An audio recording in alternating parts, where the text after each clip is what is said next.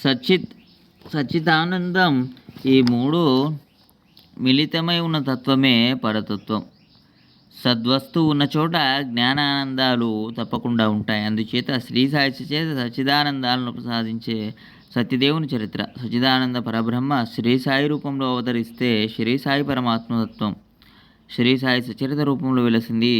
సద్గురు తమ మహాసమాధ్యానంతరం కూడా తమ దివ్యవాణిలో అమరులై ఉంటారు. అందువల్ల సద్గురు యొక్క వాణిని వారి సజీవ శరీరంగా భావిస్తారు.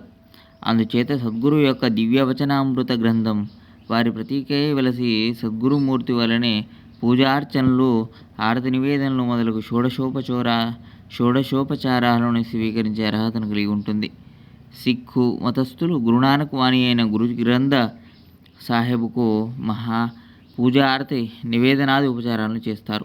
అట్లే శ్రీ సాయి యొక్క దివ్య వాణి అయిన శ్రీ సాయి సచరిత పూజనీయం. కారణం ఇది శ్రీ సాయిబాబా యొక్క దివ్య వాక్కు నుండి దొరికిన ఆణిముత్యాల రాశి.